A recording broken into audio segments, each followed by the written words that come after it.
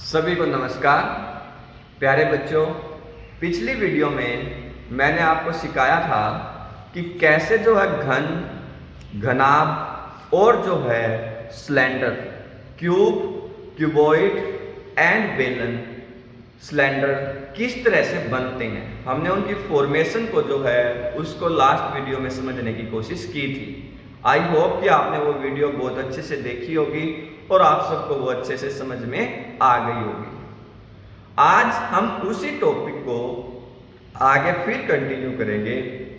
इस वीडियो में हमारा जो मेन टारगेट है वो है बच्चों, जो घन, घनाभ और जो है बेलन हमने पढ़े थे उनके अक्षेत्रफल निकालना। मैंने आपको पहले भी बताया था बेटा कि जो अक्षेत्रफल जब हम निकालते हैं तो वो दो टर्म में हम लोग निकालते हैं, दो तरीके से निकालते हैं। एक होता है वक्र पृष्ठीय क्षेत्रफल, जिसको हम लोग कर्व्ड सरफेस एरिया या CSA बोलते हैं, और दूसरा जो अक्षेत्रफल है वो होता है संपूर्ण पृष्ठीय क्षेत्रफल, जिसको हम लोग टोटल सरफेस एरिया बोलते हैं, CS जो है TSA, उसकी शॉर्ट फॉर्म में हम लोग उसको लिखते हैं। हमारा जो औचित्य है इस वीडियो में, जो हमारा मेन ध्येय है इस वीडियो का, वो ये है कि आप इन तीनों के फॉर्मूलेज कैसे बनते हैं, कैसे घनाभ, घन और बेलन का आयतन जो है क्षेत्रफल निकाल सकते हैं, वो हमें देखना है। जैसा कि आपको पिछली वीडियो में बताया गया था कि घनाभ जो है हमारे पास एक इस तरह की आकृति है जिसमें 6 आयत मिलके घनाभ बनाती है। अब इसमें 6 अगर इसके पलक हैं, फेसिज अगर इसके 6 हैं, तो उन 6 फेसिज में आपको ये समझाया गया था बेटा कि 2 टाइप की 3 रिएक्टेंगल बनेगी। मतलब एक रिएक्टेंगल आपके पास अगर ऐसी बनेगी जिसमें लेंथ और ब्रेड्थ यूज होगी, तो एक रिएक्टेंगल ऐसी बनेगी जिसमें हाइट एंड लेंथ यूज होगी, और आपके पास एक रिएक्टेंगल ऐसी बनेगी जिसमें ब्रेड्थ और हाइट यूज होगी। हमने आपको ये समझाने की कोशिश की थी कि ये जो है, और ऐसी जिसमें लेंथ एंड ब्रेड्थ यूज हुई है, जैसे इसमें मान लो लेंथ एंड ब्रेड्थ यूज हुई है, तो सेम इसके पीछे एक और है, सेम रिएक्टेंगल इसके पीछे एक और है। तो इसका मतलब ऐसी 2 रिएक्टेंगल आपके पास हैं जिसमें लेंथ एंड ब्रेड्थ, लंबाई और चौड़ाई यूज हुई है। ऐसे ही 2 रिएक्टेंगल आपके पास ऐसी हैं जिसमें हाइट एंड लेंथ यूज हुई है, और ऐसे ही 2 रिएक्टेंगल ऐसी हैं जिसमें ब्रेड्थ एंड हाइट यूज हुई है। अब मेरा सिंपल सा क्वेश्चन आपसे ये है, आप छोटी क्लासेस से पढ़ते आए हैं कि एक आयत का क्षेत्रफल क्या होगा। तो जैसा कि आप सबको पता है, एक आयत का क्षेत्रफल लंबाई गुना चौड़ाई होता है। तो इस तरह से यहां से अगर ये एक 2 ऐसी 2 आयत हैं, तो इन 2 आयत का जो क्षेत्रफल है वो आपके पास क्या होगा बच्चों, लेंथ गुणा में ब्रेड्थ L इंटू D। लेकिन ये एक का है जो आपको नजर आ रही है, एक मैंने कहा सेम इसके पीछे भी होगी, तो इसका मतलब इसको हम 2 से गुणा कर सकते हैं दोनों के लिए।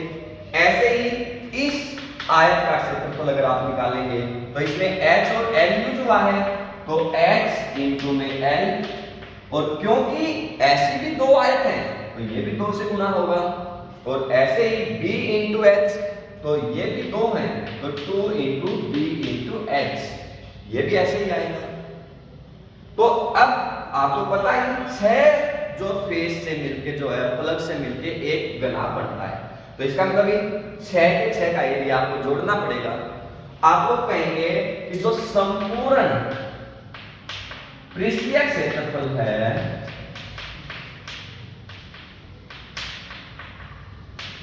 किसका बच्चों, घनाभ का, घनाभ का संपूर्ण पृष्ठीय क्षेत्रफल, जिसको हम लोग टोटल सरफेस एरिया भी कहते हैं, TSA, वो आपके पास क्या होगा, ये 2 into L into B plus 2 ये 2 into X into L plus 2 into B into X. तो अब अगर इससे हम 2 कॉमन ले लेते हैं तो ये आ जाएगा एल बी प्लस जो है B H plus X L. ये आपके पास क्या है, घनाभ का संपूर्ण पृष्ठीय क्षेत्रफल है। आई थिंक घनाभ का संपूर्ण पृष्ठीय क्षेत्रफल कैसे निकालेंगे ये आपको समझ में आ गया होगा।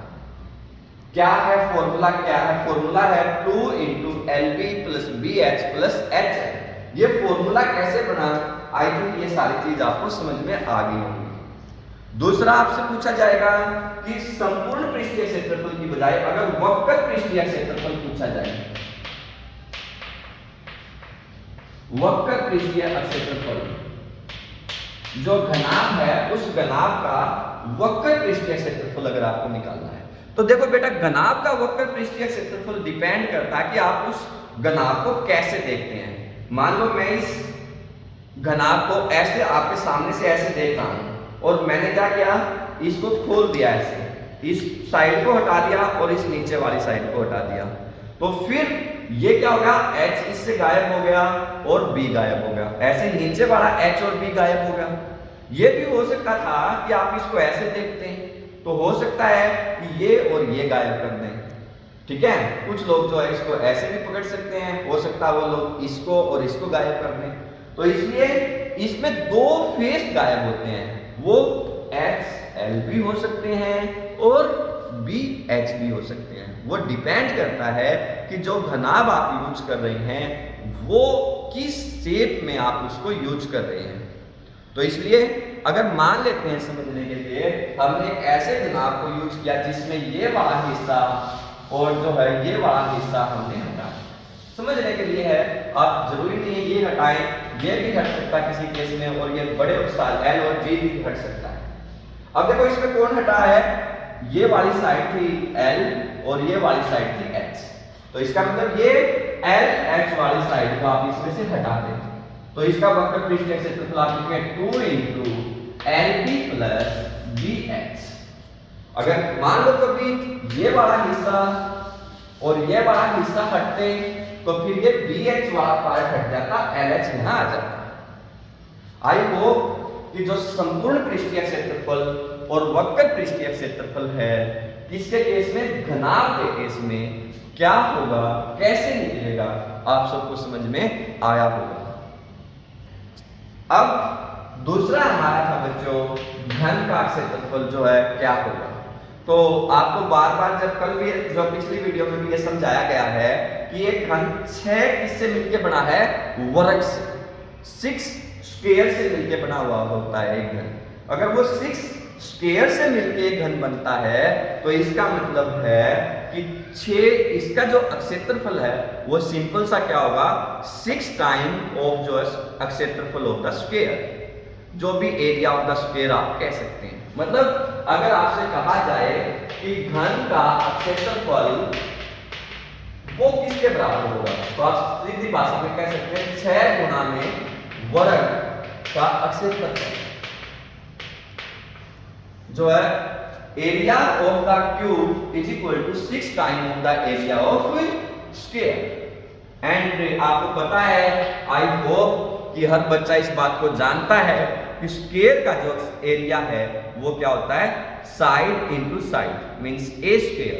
तो अगर मान लो ये आपके पास घन है तो इसमें जो ये 6 जो है स्क्वायर्स हैं, तो 6 स्क्वायर्स का एरिया अगर आप फाइंड आउट करें तो क्या आएगा, 6 इंटू ए का square means 6a square. Clear है।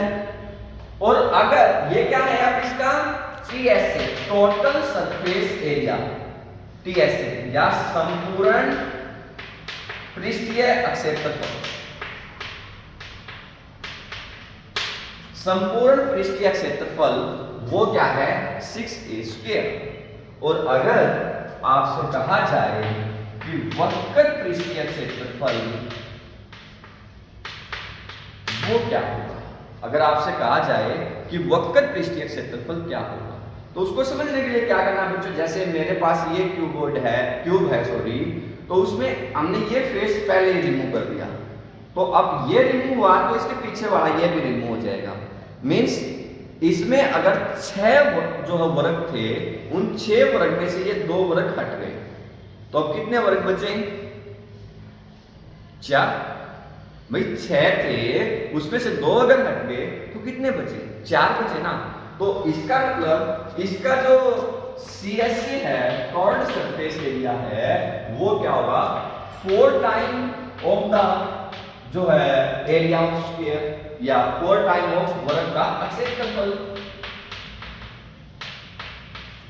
4 गुणा में वर्ग का क्षेत्रफल, तो 4 गुणा में वर्ग का क्षेत्रफल आपको पता है a स्क्वायर होता है। तो ये आपके पास क्या है? घन का क्षेत्रफल है। आई थिंक घन का संपूर्ण पृष्ठीय क्षेत्रफल या ds से 6a स्क्वायर और cs से 4a स्क्वायर किस तरह से होता है, क्यों होता है, आप सबको ये समझ में आया होगा। तो अब तीसरा जो सॉलिड हमारे पास था बच्चों, जो ठोस आकार की चीज थी, वो थी बेलन। अब हमें इसको समझना है कि बेलन का जो क्षेत्रफल है वो कैसे आप लोग ज्ञात करेंगे। तो देखो बेटा, हमने आपको दिखाया था कि ये आपके पास एक बेलन है और इसमें क्या है? 2 जो है वृत्त हैं और एक जो ये जो ऐसे रोटेटिंग है।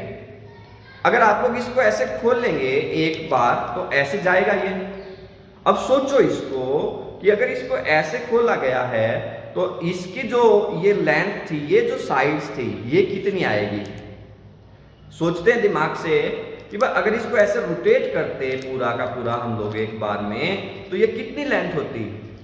जितनी इसकी सरकमफ्रेंस है। तो इसका मतलब ये जो लंबाई आपके पास आ रही है बच्चों, इसको खोलने के बाद जो ये लंबाई आ रही है, ये वाली जो साइड्स आपके पास आ रही है, आई होप कि आपको अच्छे से नजर आ रहा होगा। तो ये साइड्स जो आपके पास आ रही है, ये कितनी है? 2πr। ये कितनी है? 2πr। और हमने माना था कि ये जो हाइट है, ये हाइट कितनी है? h। पिछले वीडियो में हमने बताया था कि जो हाइट है सिलेंडर की, उसको क्या मानते हैं? h। तो इसका मतलब ये जो इसकी हाइट है ये h है, और ये जो है इसकी जो लंबाई आ रही है वो क्या है? 2πr। मतलब अगर हम समझें कि एक बेलन जो है वो 2 वृत्त, ऐसे 2 वृत्त और एक ऐसे रेक्टेंगल उससे मिलकर बना हुआ है। एक जो बेलन है वो 2 वृत्त और जो है एक रेक्टेंगल से मिलकर बना हुआ है, और इस रेक्टेंगल की ये वाली साइड जो खोलने के बाद आ रही है वो क्या है? 2πr। ये 2πr क्यों है? आई थिंक समझ में आ गया होगा, क्योंकि इस वृत्त की त्रिज्या जो है वो क्या है? r है। इस वृत्त की त्रिज्या क्या है बेटा? r है। और इसको जब हमने इसके साथ ऐसे फोल्ड किया था तो हमें पता था कि ये कितना आएगा, जितनी इसकी सरकमफ्रेंस होती है। तो इसका मतलब ये कितना है? 2πr। ये बात समझ में आ रही है। और h हमारे पास क्या थी? बेलन की हाइट थी। तो अब अगर आपको, आई थिंक ये बेलन की फॉर्मेशन आपको अच्छे से समझ में आ गई होगी, कैसे ये बेलन बना है। अब जो हमारा क्वेश्चन था वो था इसका संपूर्ण पृष्ठीय क्षेत्रफल निकालना। ts से क्या होगा इसका? तो संपूर्ण पृष्ठीय क्षेत्रफल अगर बेलन का हम लोग निकालेंगे ts से ऑफ सिलेंडर, तो ये क्या है? ये आपको स्पष्ट नजर आ रहा है, 2 जो है सर्कल है और एक रेक्टेंगल है। तो क्या लिखेंगे? 2 गुणा में जो है सर्कल, जो वृत्त का एरिया, वृत्त का क्षेत्रफल, और जमा में जो आयत का क्षेत्रफल। आई होप कि आपको ये बात अच्छे से समझ में आ रही होगी। आई होप कि ये बात आपको समझ में आ गई होगी कि मैं ये क्यों यूज कर रहा हूं, क्योंकि इसमें 2 वृत्त यूज किए गए हैं और एक क्या यूज किया गया है? आयत यूज किया गया है। तो अब वृत्त का क्षेत्रफल आप मुझे बता सकते हैं, वृत्त का क्षेत्रफल क्या होता है? तो आप सबको पता है वृत्त का क्षेत्रफल क्या होता है? πr²। क्या होता है बच्चों, पाई आर स्क्वायर, पाई इंटू त्रिज्या की पावर 2 प्लस आयत। आयत का क्षेत्रफल क्या होता है, लंबाई गुना में चौड़ाई।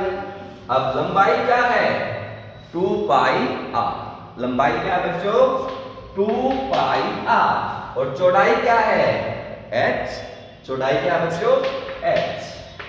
तो इसका मतलब इसका टीएस या संपूर्ण पृष्ठीय क्षेत्रफल क्या आएगा, 2 into pi R square plus 2 pi R into H. अब देखो ध्यान से, 2 इसमें भी है, इसमें भी है, पाई इसमें भी है, इसमें भी है, एक आर इसमें है, 2 इसमें है। तो हम लोग क्या कर सकते हैं, 2 पाई आर इसको कॉमन ले सकते हैं दोनों में से, और यहाँ पे क्या बचेगा आर, और इसमें क्या बचेगा एच। तो इसका मतलब जो संपूर्ण पृष्ठीय क्षेत्रफल है एक बेलन का, जो बेलन आपके पास है, बेलन का संपूर्ण पृष्ठीय क्षेत्रफल वो या टीएस है, टोटल सरफेस एरिया, वो क्या आएगा 2 pi R into R plus H. I hope कि आपको अच्छे से समझ में आया होगा। आया है, मान के चलें। दूसरा आपने निकालना होता वो होता वक्र पृष्ठीय क्षेत्रफल। वो क्या होता है, वक्र पृष्ठीय क्षेत्रफल। बेलन का अगर आपने CS से toured surface area find out करना तो वो क्या होगा। अब वही काम इसमें होगा जो आपको पहले समझाया गया था भाई। जैसे जो घन और घनाभ में कहा था कि हमने एक साइड्स को मिस कर देना है, तो ऐसे ही आपने मानना है कि जब आप वक्र निकाल रहे हैं तो इसके इस वक्र को और इस वक्र को खत्म कर देना है। अगर इसको और इसको खत्म करेंगे तो क्या बचा, ये लिपटा हुआ पार्ट, और ये लिपटा हुआ पार्ट क्या था, आयत। और ये आयत में लंबाई क्या थी 2 पाई आर, और ऊंचाई क्या थी h। तो इसका मतलब इसका वक्र पृष्ठीय क्षेत्रफल क्या आएगा, इस आयत का क्षेत्रफल। इस आयत का क्षेत्रफल क्या होगा बच्चों, इसका वक्र पृष्ठीय क्षेत्रफल या CS से। और आयत का क्षेत्रफल आप सबको पता है, लंबाई गुणा चौड़ाई। आयत का क्षेत्रफल क्या होता है, लंबाई गुणा चौड़ाई। तो इसका मतलब बेलन का CS से वो होता है बच्चों 2 पाई आर एच।